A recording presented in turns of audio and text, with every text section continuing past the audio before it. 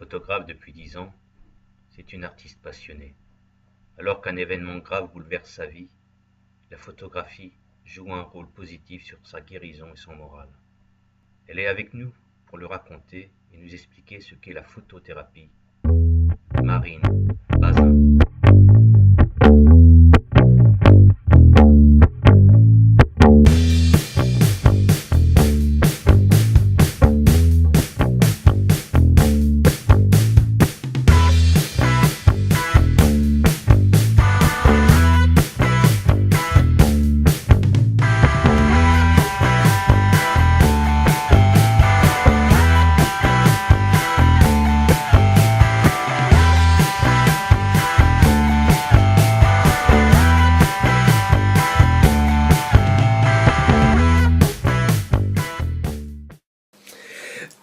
Bonjour Marine. Bonjour.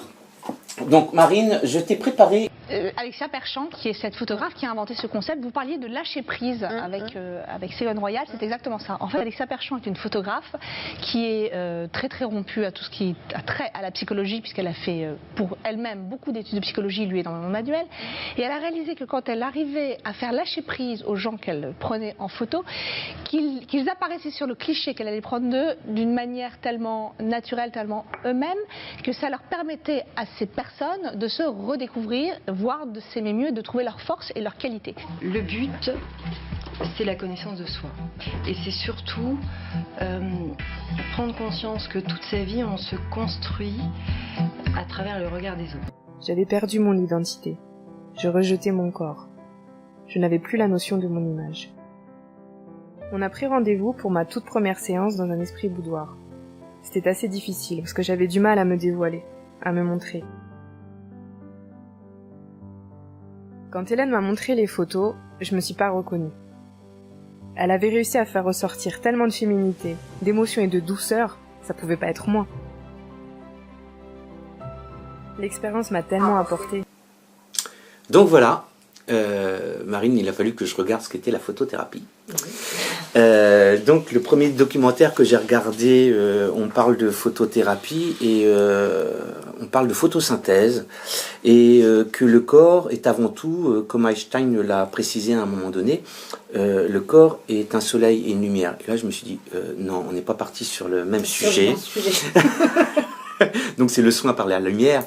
Mais quelque part, si je veux faire un parallèle avec ce que tu fais, la photothérapie, ton activité, en fait, c'est rapporter un peu de soleil et rapporter le corps en lumière. Parce que ce que j'ai mangé en vidéo, c'est ça, c'est que les gens, ils sont dans l'ombre totalement et ils oublient qu'ils existent. Et comme disait la dame tout à l'heure, elle existe par le regard de l'autre. Alors explique-nous, en fait, ton activité. Alors, donc la photothérapie, exactement, c'est de travailler sur l'image du corps que l'on a. On a souvent un corps, enfin j'ai très peu de gens que je connais qui me disent « Ah si, moi je suis très à l'aise avec mon corps, tout va bien ». On a souvent un problème avec son corps et on rejette ça sur je mange mal, je bouge pas assez », sur des problèmes qui sont des symptômes en fait. Moi, mon travail, c'est de travailler sur l'origine du trouble. Qu'est-ce qui va faire qu'aujourd'hui on n'a pas le corps qu'on veut, mais on a le corps dont on a besoin. Et de trouver quel est le besoin qui se cache derrière ce corps. Est-ce que c'est une protection? Est-ce que c'est de la défense? Est-ce que c'est de l'agressivité? De trouver, avec la personne, pourquoi elle a ce corps-là aujourd'hui. On se base sur la photographie. Donc ça peut être des photos déjà existantes ou de la prise de photos que je pratique. Et on va comme ça remonter le fil de l'histoire entre, par exemple, je m'aime pas, j'ai 10 kilos en trop. Et on va remonter comme ça sur l'origine de ces 10 kilos et de comprendre pourquoi aujourd'hui le corps qu'elle a ne lui correspond pas. Et la photo est un super élément pour ça, pour mettre en lumière justement ce qui va pas. Tu es photographe? Oui, de métier d'origine, je suis photographe. Alors quel est ton parcours pour en arriver en fait à la photothérapie? Alors, j'ai fait mes études de photographie il y a 10 ans à Lyon. Et pendant mes études, je suis tombée malade, j'ai eu un cancer. Et pendant tout mon déroulement de chimio et de rayons, j'ai fait beaucoup de photos, de reportages de moi, mon changement physique, ce qui se passait autour de moi, quand on me branchait, enfin plein de choses. Et je me suis rendu compte que de transformer ça en reportage, ça m'avait vachement aidé à surmonter cette épreuve-là. À la suite de ça, je suis tombée en très très grande dépression une fois que j'ai été guérie. Et je me suis dit, bah voilà, tout ça pour ça, aujourd'hui, ça va pas, je m'en sors pas, j'ai pris 20 kilos, mon corps m'a trahi. Mon gros problème, c'était mon corps m'a trahi. Et alors, en plus, j'ai été malade, je l'ai soigné, maintenant je prends du poids, super. Et à l'issue de ça, un jour, je me suis replongée dans toutes les photos que j'avais faites à ce moment-là, et ça m'a sorti de ma dépression. De me rendre compte du parcours que j'avais fait, et que mon corps, au lieu de me trahir, en fait, il m'avait soutenue. Il ne m'avait pas laissé tomber, j'aurais pu y rester. Et non, il m'avait soutenue, il avait toujours été là, et qu'aujourd'hui, ce poids que j'avais, c'était aussi une protection par rapport à l'environnement extérieur, de me dire, voilà, je suis dans mon corps, tout se passe bien, et là, je suis protégée. C'est les photos qui t'ont fait découvrir ça. Ouais. Et à partir de là, je me suis dit, waouh, des photos sans aide psychologique ni rien, des photos m'ont sorti toute seule de ma dépression, il y a quelque chose à faire.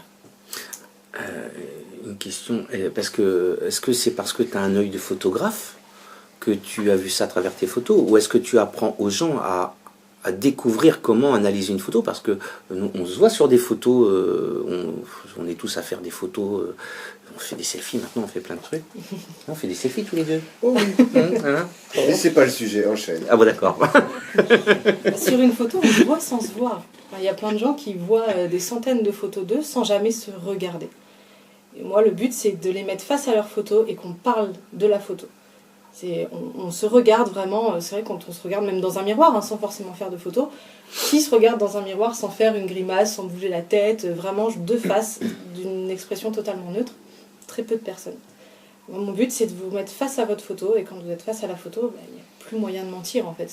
On est obligé de sortir l'émotion qui s'en dégage, on est obligé de se faire face, et en se faisant face, vraiment, on peut justement commencer à se regarder et à trouver ce qui est bien chez nous et à se sortir comme ça progressivement de cet état de guerre en fait. Finalement, on est en guerre contre soi, on est en guerre pour manger comme il faut, on est en guerre pour faire le sport qu'il faut, on est tout le temps dans la contrainte de son corps.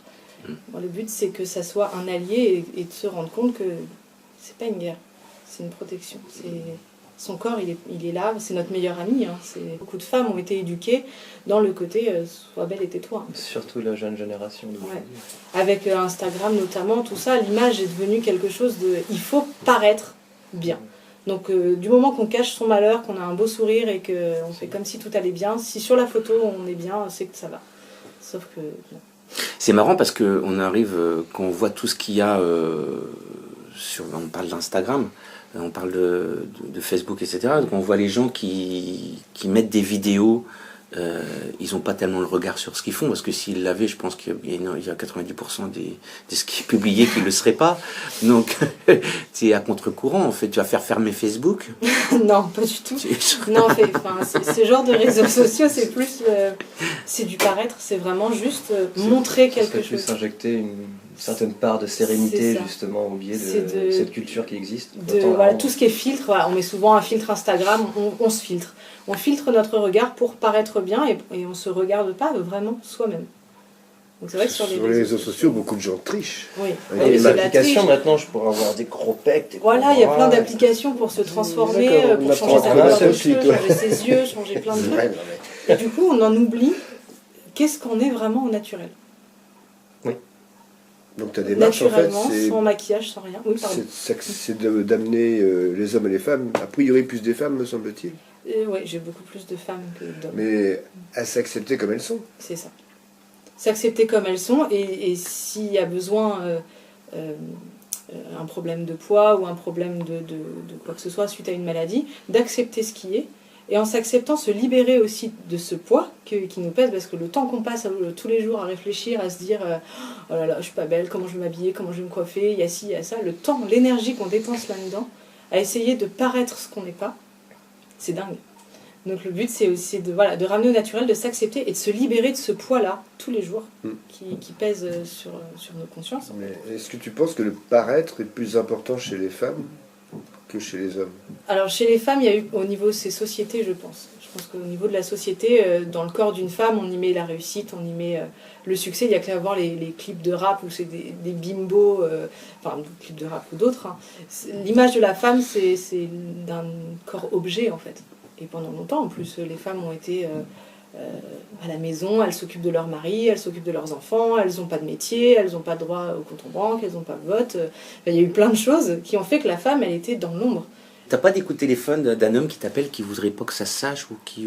J'ai pas eu d'homme encore. Non. Ah, t'as jamais eu d'homme? Non. J'en ai eu un une fois, mais c'était avant que je sois formée, vraiment, c'était plus pour m'entraîner. D'un homme qui était dans une ambivalence entre son côté très masculin et son côté féminin aussi qui prenait beaucoup de place, et il n'arrivait pas à assumer cette part de féminité en lui, et il avait été voir d'autres personnes qui lui proposaient on va vous habiller en femme pour que vous puissiez vous trouver féminine. J'ai trouvé ça scandaleux, ça m'a choquée, et quand il est venu me voir, je lui ai dit écoute, on va faire des photos avec des lumières très dures, un côté très guerrier, quelque chose de plus brutal. Et après, je lui ai mis des musiques plus douces, plus féminines, plus enveloppantes. Et tout seul, il s'est déshabillé, il a pris un drap, il s'est mis à danser dans la lumière. Et j'ai fait des photos de lui, mais absolument magnifiques, où il se sentait femme, et pourtant c'est son corps d'homme. Et ça l'a énormément aidé à accepter sa part de féminité. Et même des mois après, il est venu me revoir. Maintenant, j'arrive à m'asseoir comme une femme dans le canapé, sans que mes copains disent quoi que ce soit. Je me sens bien, tout va bien, quoi. Parce que je lui avais donné un espace où il pouvait s'accepter et se laisser aller, quoi. C'est un cliché sur les manières, en fait, sur l'attitude. Tout est stéréotypé, hein. Ça c'est très masculin, ça c'est féminin. Le nombre de femmes où j'ai entendu dire aussi toi t'es un vrai bonhomme. Oui. C'est quoi être un vrai bonhomme pour une femme? Je sais pas ce que c'est, moi. C'est pas forcément la même définition pour toutes les femmes. Non, en plus. Il y a peut-être des femmes pour lesquelles l'idée même n'a pas de sens. Mais, pardonne-moi d'être un peu incisif, mais dans ta description de ce qui s'est passé avec cet homme-là, oui. La première fois où il a cherché de l'aide, en fait, ouais. L'aide qu'on lui a apportée a été sous forme d'une réponse: on va t'aider, tu vas t'habiller en femme. Ce n'était pas quelque chose qui correspondait, et tu n'as pas approuvé. Mais dans ta manière de faire à toi, il a trouvé des postures et une tenue qui, en fait, l'ont aidé à exprimer son côté femme. Mais d'une certaine manière, tu as fait la même chose, tu t'es juste mieux pris. Je l'ai laissé faire. C'est venu de lui, moi j'ai rien fait. D'accord, c'est ça la différence. Voilà, là je lui ai pas mis des apparats de femme pour qu'il semble être une femme. J'ai laissé son corps s'exprimer. D'accord. C'est pas la même chose. Mais l'idée était la même, me semble-t-il, néanmoins. L'idée était qu'il accepte sa part de féminité. Effectivement, le but était le même. Le chemin pour y aller, si demain vous me dites j'aimerais bien faire 10 kilos de moins, je vous prends en photo, sur Photoshop, je vous fais avoir 10 kilos de moins. Hein. Ça, c'est pas un problème. Vous l'aurez pas vécu. Là, c'est un peu pareil. Il s'était habillé en femme. C'est des apparats. Une fois qu'il les enlève, il reste plus rien. Là, c'est son corps qui s'est exprimé. Le soir, en rentrant chez lui, il regarde son corps. Il peut revivre ce qu'il a vécu en séance. C'était son corps. Il n'y avait pas d'artifice. Il n'y a pas de déguisement. C'est ça. N'a-t-il pas de contre-coup? Savoir faire une introspection pour une personne qui elle-même ressent justement ses insécurités. Il a fait beaucoup de travail sur lui après. Pour justement. Ça a été un ancrage en fait. Par rapport à son travail. Donc j'imagine que ce processus, il doit être accompagné d'un suivi psychologique dans certains cas.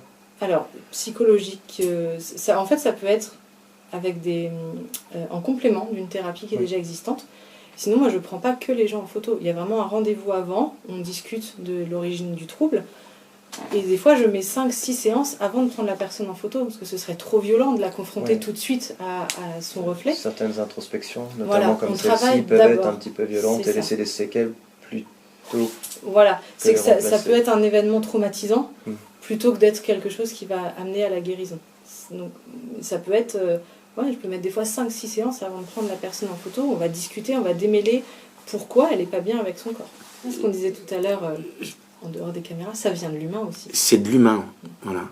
Il y a des personnes qui pouvaient être formées en photothérapie et qui n'arriveraient pas à sortir ce qui peut sortir avec moi. Et inversement, peut-être qu'il y a des personnes qui ne se sentiront pas, que ma méthode ou moi en tant que personne ne conviendrait pas pour se sentir assez à l'aise et lâcher prise devant mon objectif. Mais donc quelqu'un qui vient te voir, c'est pas, elle vient pas te voir et c'est pas en une séance qu'elle va trouver la solution. Non. Déjà, des solutions miracles en une séance, j'en connais pas. Ça prend du temps de se regarder, de se faire face, de s'accepter. Se regarder, c'est bien, mais si on ne l'accepte pas, je laisse pas la personne repartir comme ça en disant je me suis vue, mais je ne m'accepte pas. Le but, c'est qu'elle s'accepte. Alors, par quel cheminement, d'une part, on passe de l'image, parce que ton travail, c'est sur l'image, à l'acceptation de soi, et puis par quel cheminement les gens qui ont du mal à s'accepter arrivent chez toi? Alors, soit ils ont été conseillés par des professionnels autres, donc ça peut être des sexologues. Il y a eu quelqu'un qui m'a été envoyé aussi par son psychologue suite à un cancer du sein. Ça peut être par d'autres professionnels que les gens viennent me voir, ou ça peut être la magie en fait de la photographie, c'est que les gens viennent me voir en se disant bon je me plais pas en photo, je vais aller la voir, je vais me trouver belle sur les photos et puis ça va être bien. Non, ça se passe pas comme ça. C'est une approche, et en fait ils se rendent pas compte qu'en travaillant sur les photos, ils travaillent sur eux. Si je vous mets une photo devant vous, vous allez me dire moi je la trouve comme ça, elle est comme ci, là ça va. Vous vous rendez pas compte que vous me parlez de vous en fait. Ce que vous trouvez sur la photo, ce qui sort quand vous regardez une image, c'est vos émotions, votre vécu, votre histoire. C'est ça qui est intéressant dans la photographie, c'est qu'on vient avec un problème de surface, et en fait on va travailler sur ce qui est en dessous. Oui, l'image c'est la surface. D'accord. Ce que moi je trouve génial, vraiment surprenant, c'est cette façon, souvent en thérapie, on a un problème de socle, quelque chose qu'on peut toucher, quelque chose qu'on peut discuter. De biais de cette introspection qui est sous support photographique, donc on a quelque chose sur lequel on peut travailler, quelque chose de physique qu'on peut travailler, on peut décortiquer. Et je pense que dans certaines analyses, notamment pour le corps, c'est très difficile de faire ces liaisons. Et le fait de pouvoir avoir cette photo, ou plusieurs notamment, de prendre conscience, ça donne un sujet de débat qui est fixe et cerné, et qui est aussi rassurant de cette part. C'est concret, puis quand on se voit en photo, on ne peut pas nier ce qui est. La personne ne se rend pas forcément compte qu'elle parle d'elle-même. J'ai eu le cas d'une dame qui était venue me voir, elle me dit moi tout va bien, avec mes parents ça se passe bien, mon mari, mon couple, tout va bien. Et puis au fur et à mesure, je lui dis je peux vous prendre en photo? Elle me dit oui, puis regarde la photo, elle fait je me déteste, je ressemble à mon père. Et sinon tout va bien avec vos parents. Vous vous détestez parce que vous ressemblez à votre père. Et à partir de là, on a eu l'élément pour pouvoir travailler sur pourquoi elle se détestait et pourquoi sa venait-elle, relation à puisque son tout père. allait bien? Elle s'aimait pas, elle comprenait pas, elle s'aime pas en photo, elle aimait pas se voir, elle était pas bien dans son corps, mais elle comprenait pas pourquoi. C'était Les régimes, l'indice, ça marche pas. Voilà. Souvent, quand on vient me voir, c'est je suis pas bien dans mon corps, est-ce qu'on peut m'aider? C'est ça, ou j'ai du poids à perdre, les régimes ça marche plus, voilà. Est-ce que je peux m'accepter avec mes kilos, quoi. Et du coup, les gens, après, là, ce qu'on peut rappeler une thérapie tout de même, est-ce que les gens, donc, du coup, sortent en s'acceptant comme ils sont, ou est-ce qu'ils parviennent à rejoindre un petit peu l'optimum qu'ils souhaitent, mais s'acceptent aussi? Qu'est-ce qui se passe? Alors, du coup, dans le déroulé du processus, donc, il y avait la visualisation émotionnelle, il y avait le portrait thérapeutique, et après, on peut passer donc, au travail du corps au miroir, où là, on va aller chercher dans chaque partie du corps qu'est-ce qui se cache, quel est le morceau d'histoire que la personne n'a pas évacué et n'a pas sorti. Ah oui. On va aller chercher, voilà, déjà dans l'ensemble, et puis après, partie du corps par partie du corps, qu'est-ce qui se cache derrière cette partie du corps, quelle est la signification qu'on y met. Et en parlant de ça, ça peut libérer effectivement des choses. Ensuite, ça dépend des gens. S'il y a des gens qui veulent continuer pour aller vraiment encore plus profond, on va encore plus profond. S'il y en a qui veulent arrêter là, qui se disent c'est pour moi, ça suffit, je me sens bien, tout va bien, je me sens mieux, c'est bien, tant mieux, on arrête là. Dans le processus de photothérapie, ça peut se terminer là. Moi, le plus que j'apporte après, c'est une option, on n'est pas obligé de le faire, c'est de faire une séance photo vraiment artistique, où là, on va créer un environnement, on va créer un univers avec la personne à 2 ou à 3, si des fois on travaille sur des couples aussi. On va créer un univers dans lequel la personne se sent bien, et je vais la laisser évoluer dans cet univers et la prendre en photo. Donc ça peut être, elle se sent bien dans la nature dehors, et ben on va aller faire des photos dans la nature dehors. On va conclure le travail qu'on a fait par une séance photo plus travaillée, on va dire. Et là, souvent, ça permet de conclure et de mettre un point final à voilà, aujourd'hui, je suis devenue comme ça, je suis ça, ça me convient. Et enfin, je me trouve beau ou je me trouve belle. Voilà. D'accord. Et je m'accepte comme ça. Du coup, une question très prosaïque, pardonne-moi, mais C'est cher.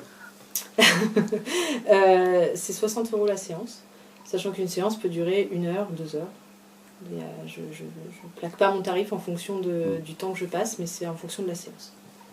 Après, le nombre de séances, ça dépend de la personne, voilà. Du rythme auquel elle avance, du trouble. Est-ce qu'elle a déjà travaillé sur elle? Et donc dans ces cas-là, elle sait pourquoi elle vient. On va juste faire passer le message qui a été compris mentalement au corps. Et dans ces cas-là, ça peut aller vite. Si par contre, il n'y a aucune connaissance du pourquoi il y a un trouble, et quel est ce trouble, ça peut être un peu plus long. Non, mais si, effectivement, par bonheur, cette émission ouvre des portes à des gens, je pense que c'est important qu'ils sachent. Oui, bah oui, bien sûr. Qu'ils aient la réponse à cette sorte de questions. Tout à fait. On est en Normandie quand même. T'aimes bien le préciser, ça. Mais... Aujourd'hui, maintenant, on a quand même accès à beaucoup plus de choses, heureusement. Mais il y a encore cette mentalité qu'on nous éduque à être au service de l'autre et à pas prendre soin de soi, en fait. Et moi, mon rôle, ce que j'aimerais, c'est que les femmes se regardent, prennent soin d'elles et se révèlent. Il y a tellement de potentiel et de trésors dans chacune des femmes, et des hommes d'ailleurs, hein, dans toute personne. Si seulement on regardait un peu à l'intérieur de soi pour le trouver, ce serait magnifique. Bah écoute, c'est super. Merci beaucoup d'être venu. De rien. Merci de m'avoir invité. Je passe la main.